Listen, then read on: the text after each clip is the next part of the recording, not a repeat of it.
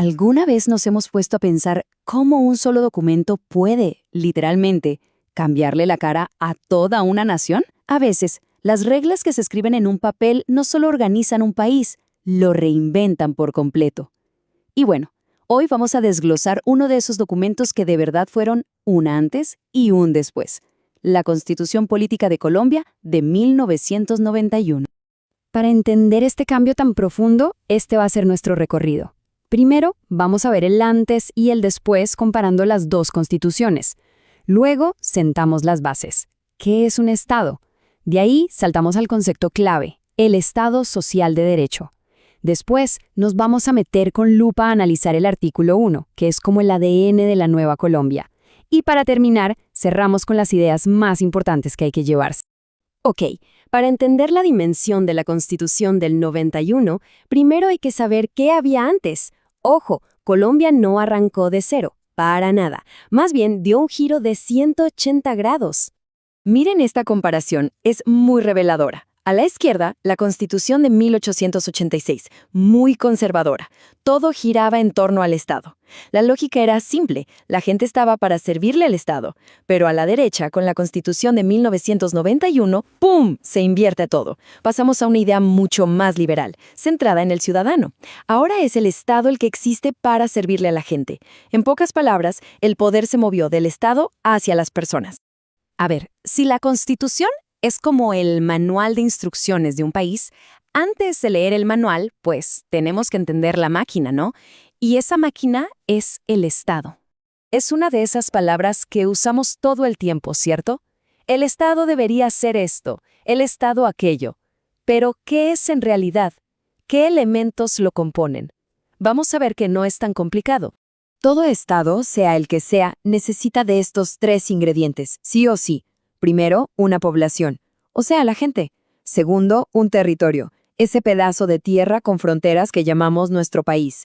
Y tercero, la soberanía, que en el fondo es el poder para mandar, para tomar decisiones. Un poder que en una democracia nace y reside en el pueblo. Para que esto quede súper claro, pensemos en una analogía. Es muy simple. Imaginen que el Estado es una casa. La población seríamos la familia que vive en esa casa. El territorio, pues, es la casa misma con sus paredes y su jardín. ¿Y la Constitución?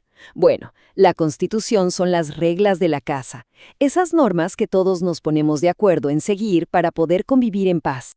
Muy bien, ahora que ya tenemos claros los componentes básicos, podemos entrarle al concepto más revolucionario que trajo la Constitución del 91. Esta idea, de verdad, lo cambió todo. Y esto es fundamental entenderlo.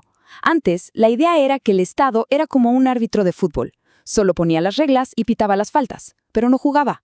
El Estado Social de Derecho le dice, no, señor, usted no solo es árbitro, usted tiene que meterse a la cancha. Tiene el deber de actuar para arreglar las desigualdades y garantizar que todos podamos vivir con dignidad. Y esto no se quedó solo en palabras bonitas, ¿eh? Se tradujo en acciones muy concretas. Primero, buscar la igualdad de forma activa. Segundo, y quizá lo más famoso, se crearon herramientas como la acción de tutela, que es un mecanismo superpoderoso para que cualquier persona pueda exigir que se le protejan sus derechos fundamentales de inmediato. Y tercero, se abrieron muchísimas más puertas para que la voz de la gente se escuche. Fíjense qué increíble. Todo este nuevo modelo de país, todas estas ideas tan potentes, están resumidas de una forma magistral en una sola frase, el artículo primero de la Constitución. Así que vamos a desarmarlo, pieza por pieza. A primera vista puede parecer una frase larguísima y un poco densa, pero créanme, cada palabra está ahí por una razón muy específica. Esto es, literalmente, el ADN de la Colombia moderna. Analicemos qué significa cada parte. Cuando dice República Unitaria, significa que Colombia es una sola. No somos una federación de estados como México o Estados Unidos. Hay un poder central. Pero, y aquí viene el truco, ese poder no se queda encerrado en la capital, porque al mismo tiempo es descentralizada. ¿Qué significa esto? Que ese poder central le pasa responsabilidades y recursos a las regiones. Los departamentos, los municipios, tienen autonomía para elegir a sus alcaldes, a sus gobernadores y para manejar su propia plata. Es un balance, somos una sola nación, pero respetamos las necesidades y decisiones locales. Luego, democrática.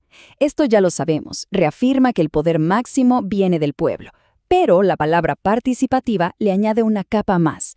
No se trata solo de ir a votar cada cierto tiempo, se trata de tener mecanismos para que la gente se involucre de forma constante en las decisiones que le afectan. Y pluralista, esta es una de las declaraciones más importantes. Es el reconocimiento de que Colombia es un país inmensamente diverso. Y no solo se tolera esa diversidad, sino que el Estado tiene la obligación de valorarla y protegerla. Todas las culturas, todas las etnias, todas las formas de pensar tienen un lugar. Y para cerrar el artículo nos dice cuáles son los cimientos de todo este edificio. Primero, el respeto a la dignidad humana, que es la base de todo.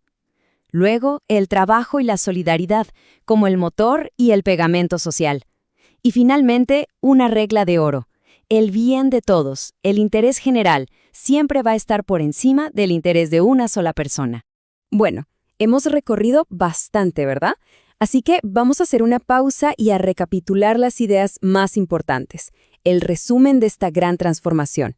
Entonces, si nos tuviéramos que quedar con 4 ideas, serían estas. 1. La Constitución del 91 fue un giro radical del poder, del Estado hacia la gente. 2. El propósito del Estado cambió. Ahora su trabajo es buscar activamente el bienestar social. 3. Todo Estado se sostiene sobre 3 pilares: su población, su territorio y su soberanía. Y 4. Si alguna vez se necesita un recordatorio de todo esto, solo hay que leer esa primera y poderosa oración del artículo 1. Ahí está todo.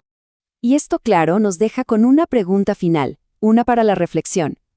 Ese ideal de país, esa gran promesa de un Estado al servicio de su gente, que se escribió en papel en 1991, ¿se ha convertido de verdad en una realidad en la Colombia que vemos hoy en día?